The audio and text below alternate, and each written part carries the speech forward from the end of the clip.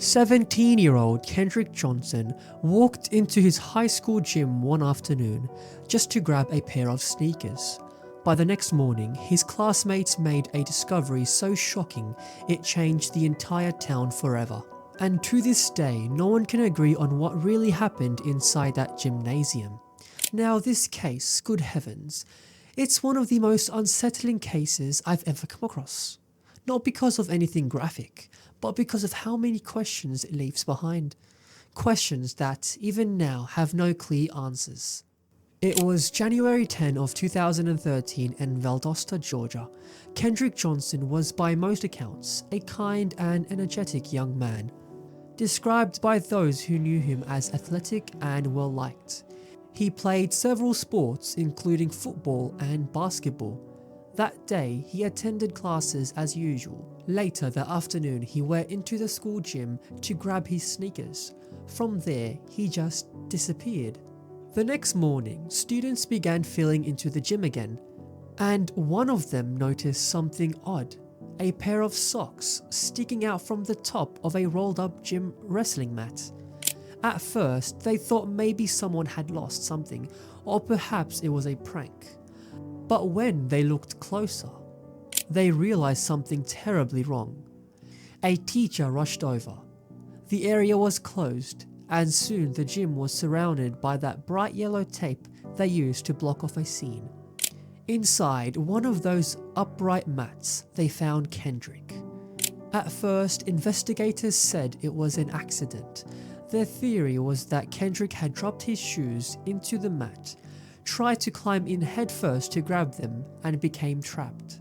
Because the mats were stored vertically, the idea was that he couldn't move or breathe properly once he slid in.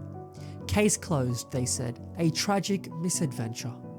But to Kendrick's family, none of that made sense, and honestly, I can see why.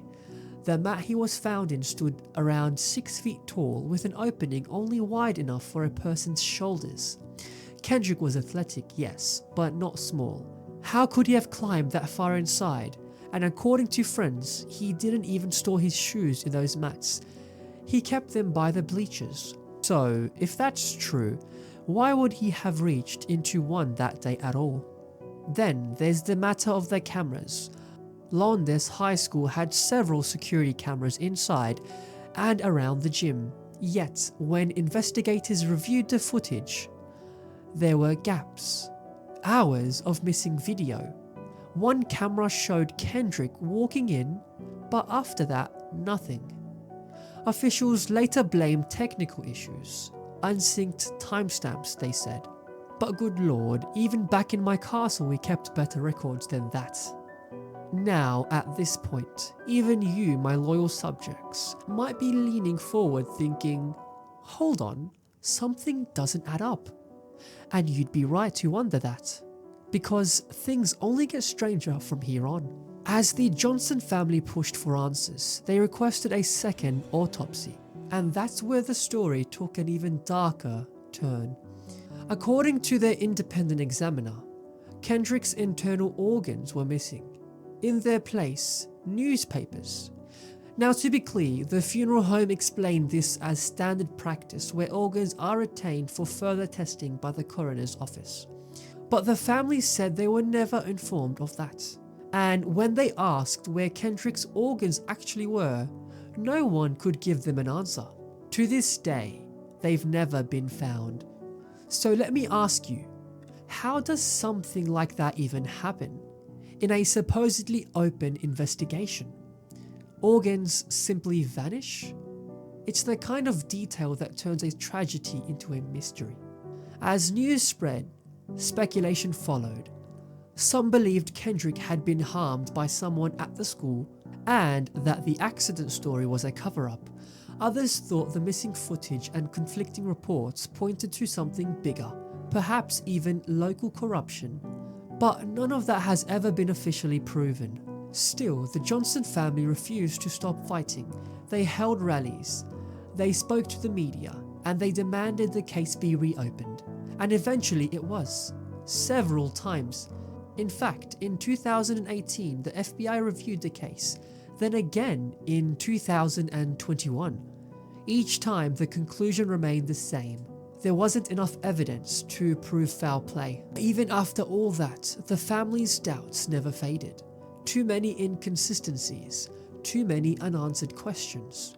And if you read through the case files yourself, you can feel their frustration. Things missing, things out of order, explanations that don't quite fit right. It's the kind of case that makes you wonder whether the truth was hidden, or if it's simply lost. If Kendrick truly fell in by accident, why were his shoes found on top of the gym mat? Which is such an odd position that it doesn't match the scenario. And why was the camera footage incomplete? And how does one simply misplace someone's organs? Maybe it was a freak accident, a tragic one. Or maybe something darker happened, and the truth was buried beneath red tape and silence. It's been over a decade now, and this case is still one of the most discussed, unsolved mysteries online. Some believe there's more to it. Others say the theory only goes so far. But no matter where you stand, there's no denying one thing.